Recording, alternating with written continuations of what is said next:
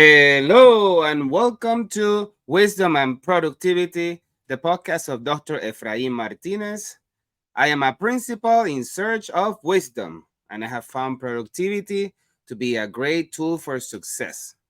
Today's episode is titled Elevating Educational Leadership Through Dale Carnegie's Principles, Part 2. Today, we will explore how principals can apply Dale Carnegie's principles in a school context. His principles for winning people to your way of thinking are like a handbook for effective leadership. Let's break them down one by one with real life examples of school principles. Number one, the only way to get the best of an argument is to avoid it. Imagine a situation where two teachers disagree about the best approach to teaching a challenging topic. As a principal, you can intervene by facilitating a calm discussion, encouraging both teachers to share their perspectives and find common ground to solutions that benefit the students. Let me give you an example. I was a principal and had a very liberal teacher and a very conservative teacher.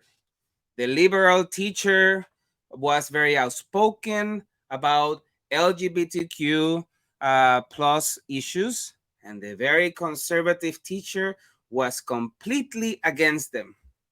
They got in an altercation during a meeting, and they both sat in my office. And then, as the principal, I had to make sure to properly intervene. So, what is the best way to solve this solution is to avoid the argument.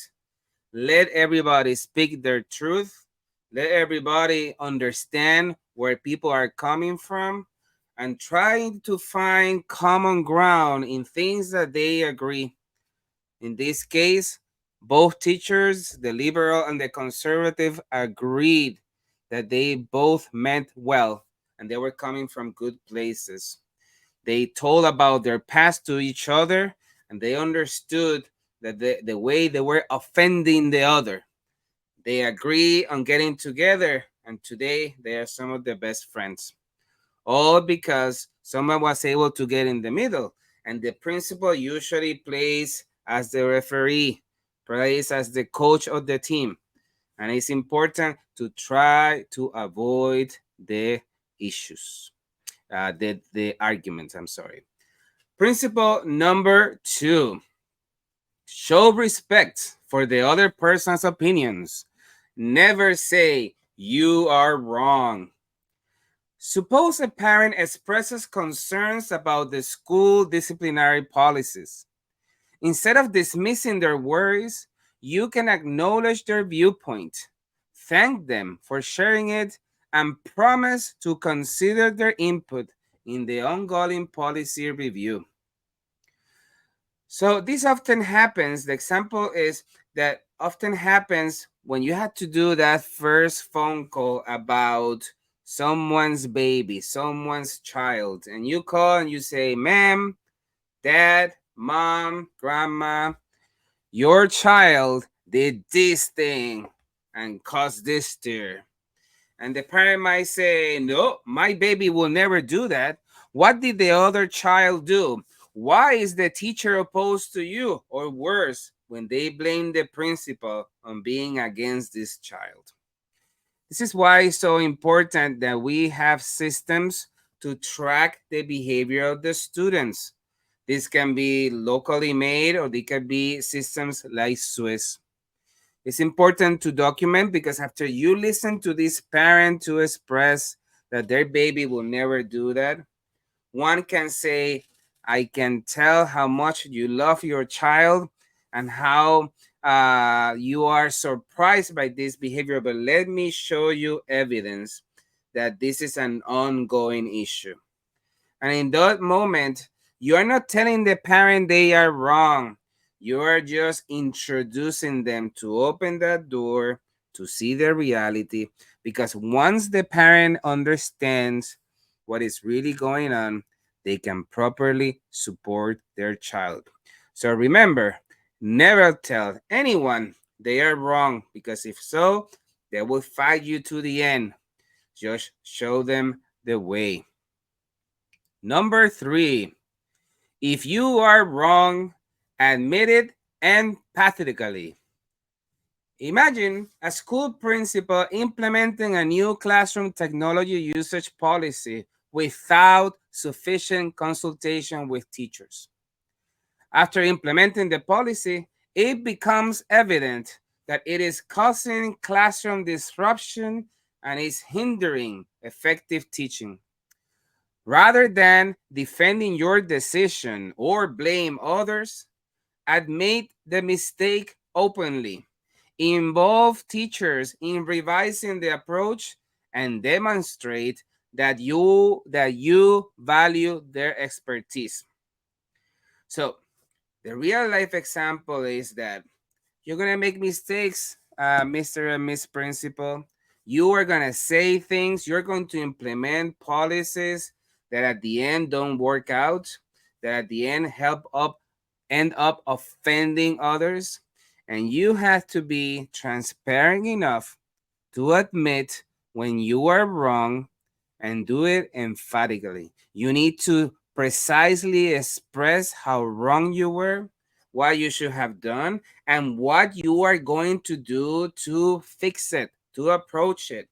And the best approach is getting together with your team, because at the end of the day, the principal is the anesthesiologist to the surgeon, and the surgeon being the teacher. The teacher is the expert. Remember that. You are the coach that via the periphery can provide support and how to do things and tweak things to the better improvement of all.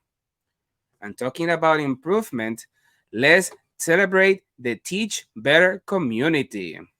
This podcast is a proud member of the Teach Better Podcast Network. Better today, better tomorrow, and the podcast to get you there. Explore more podcasts at www.teachbetterpodcastnetwork.com. Now let's get back to the episode. Principle number 4, begin in a friendly way.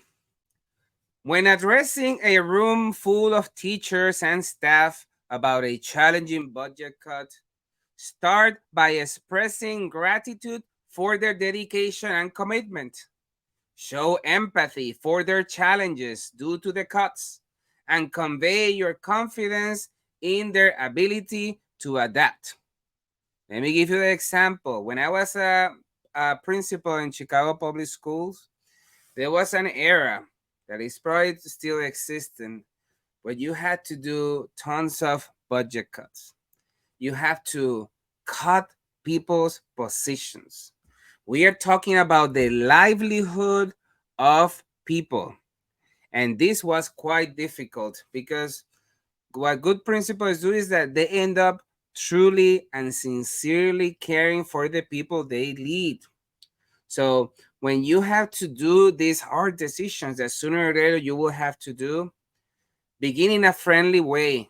Express how difficult and how much you understand how complicated these situations are, and ensure that you properly support the people that will be impacted.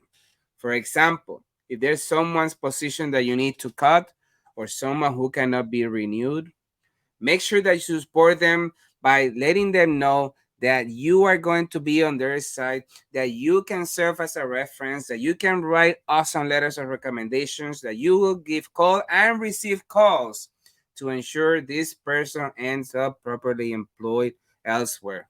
Remember, when you do good things happen. Principle number 5, get the other person saying yes, yes, immediately. Imagine a principal who wants to introduce a new school uniform policy. Instead of imposing it, the principal starts by saying, don't we all want our students to feel equal and focus on learning? This approach gets teachers and parents saying yes immediately to the idea of fairness and a conducive learning environment. Then, the principal proceeds to discuss the details of the policy while keeping this positive momentum. So, let me give you a specific example that happened to me. I am on my second year as a school principal, and in the school that I am leading, the students had to wear uniforms, and boys had to wear ties. Uh, the kids were uncomfortable with it. They didn't like them. They were taking off the ties all the time. There was a lot of expression of we should not do this. Kids requested it. So when I went to my board, my local school council, to change this, I was immediately encountered with a no. And no matter what, I dedicated myself to say, this policy is going to change. So instead of focusing in getting people to say yes, yes, I went the hard way. And once the new local council won, the first voting that we did was changing the uniform. And yes, I accomplished what was the right thing. That was us changing the uniforms. Students were getting hurt because, for example, when they were playing tag, a student was in a monkey bar and another student grabbed by the tie and a student fell head first. So when things like this happen, the principal must act to bring what is better for the school. But instead of me of proposing things in a way that will make people say yes, yes, because they make common sense and they're beneficial for everyone, I went at it. I convinced the new local school council. We voted for a yes. Oh, and what a big headache because I offended many people who saw the uniform as something institutional. Eventually, the uniform changed and nobody thought about it. But in that moment, I could have avoided tons of headaches by ensuring that I began with doing things that would make people say yes, yes, immediately. Principle number 6. Let the other person do a great deal of the talking. In a staff meeting, encourage teachers to share their experience. You foster a collaborative atmosphere and gain valuable insights by actively listening and allowing them to voice their challenges and successes. So, one of the best things I have done recently, and I learned this from Principal Jim Pluscoda in Elmer's 205, was that begin the year with a list of your expectations towards the teachers. Arrive on time, assume best intentions, give 1%, and all that kind of good stuff. But then in a Jamboard, the teachers were divided in random groups and they were able to write down what were the expectations towards me, right?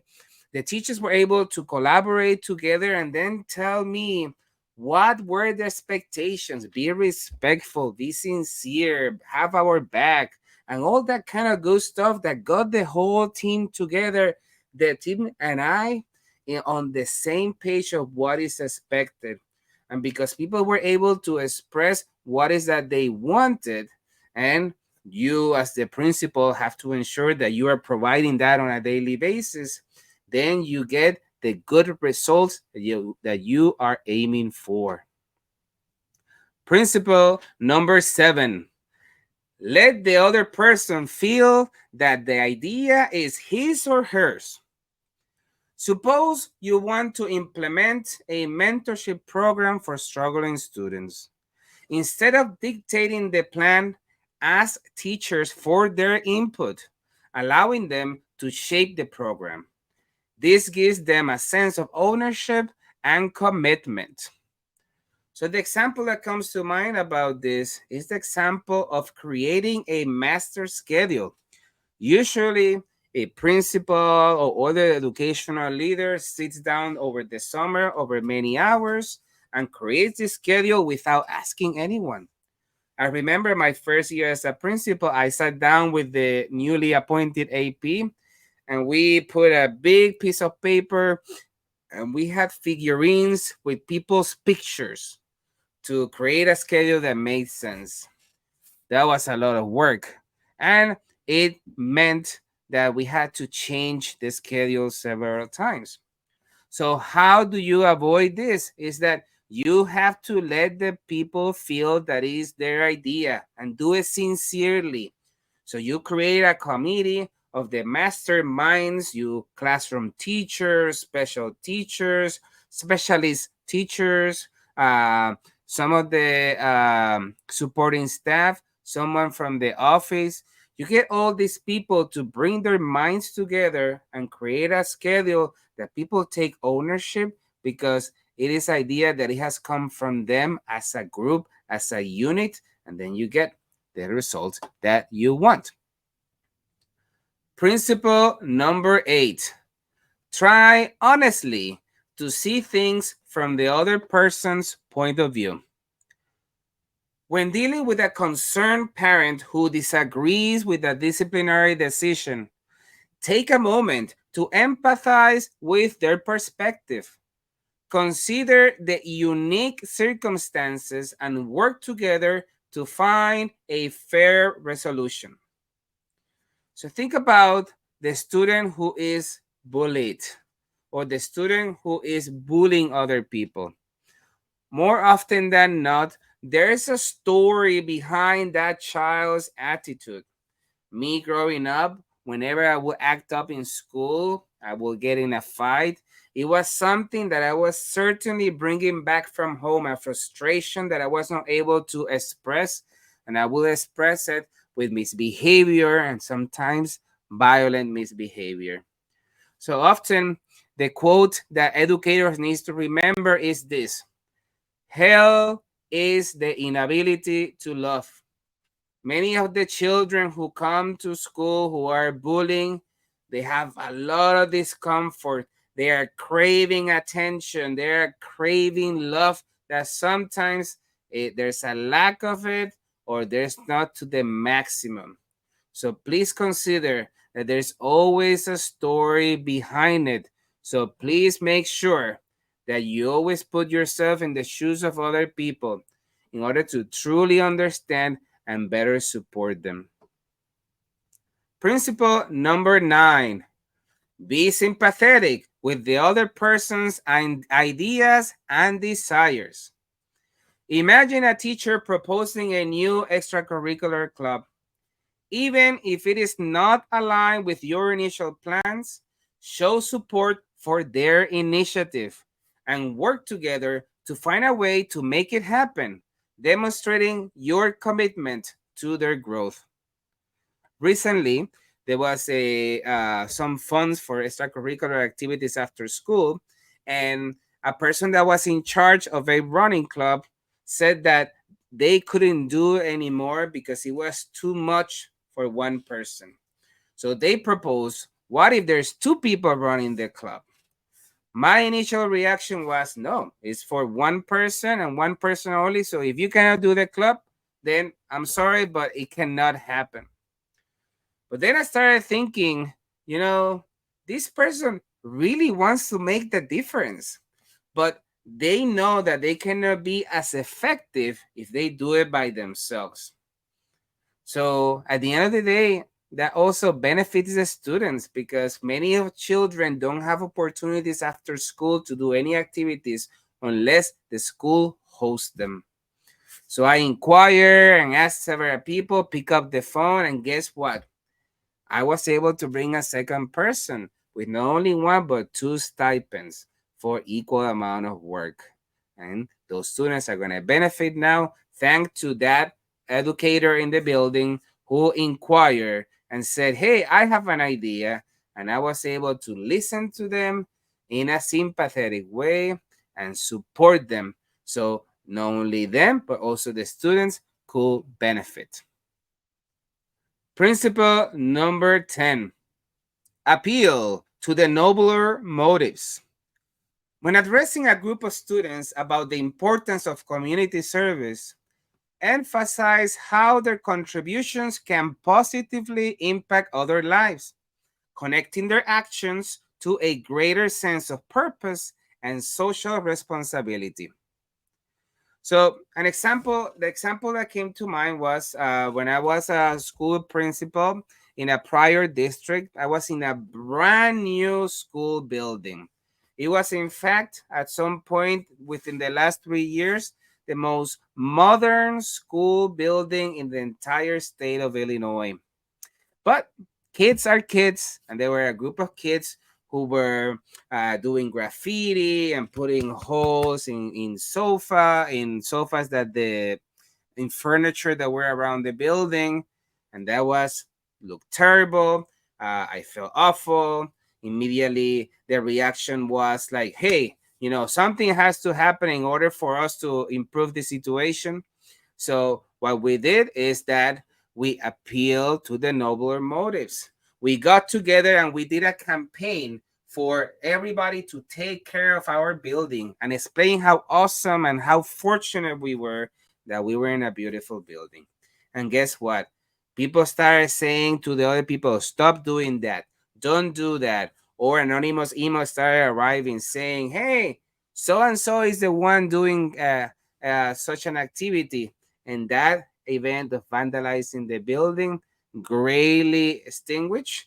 We were not able to completely eliminate it, but a great effort was done because we were able to appeal to the nobler motives.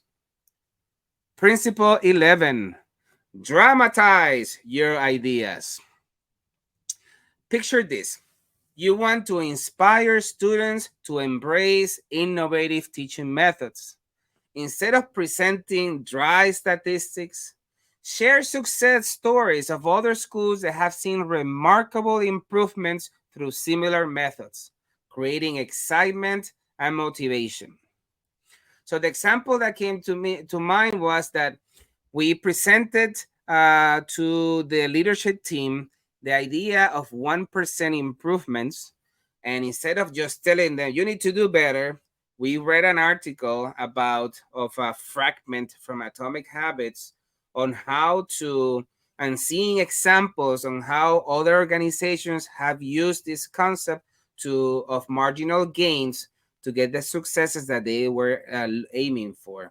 And they give the example of the British cycling team who have never won anything, and they get this coach who start improving things. And for example, they put better oil in the bikes, better tires. They even use uh, better pillows for the cyclists, depending on the ones that they needed per their body needs. And every time they started getting better, and through the years, they won all the prizes. So I could have just tell them this, but we read an article to conceptualize and let everybody think about how they can apply this to their own teaching life. And those innovations are things that allow you to dramatize the idea so it stays in the mindset of everyone as the year goes by. Principle number 12, throw down a challenge. Suppose you notice a decline in student engagement. Challenge your teaching staff to come up with creative solutions to rekindle students' passions for learning. Encourage them to take ownership of this challenge and provide necessary support for their ideas. So, very simple. If you want to bring enthusiasm to your school, throw out the challenge of having teams design their own assembly. What is that they want to see that will motivate and encourage the students to do better? When you allow the team to get together and collectively merge their talents and what they can do better than you, then the school will get the results that you are looking for. Dale Carnegie's principles can be your compass for effective school leadership. These real-life examples illustrate how applying these principles can create a positive and collaborative educational environment. Thank you for joining us on this episode of Wisdom and Productivity. We hope these practical examples inspire you to lead with empathy, understanding, and commitment to continuous improvement and 1% marginal gains. If you found this episode valuable, please subscribe, share, reshare, leave a review. Your feedback helps us in reaching more educational leaders just like you. Until next time, always remember, when we do good things happen. Thank you for listening to Wisdom and Productivity, the podcast of Dr. Efrain Martinez. Chulo. And as of that production, chill out.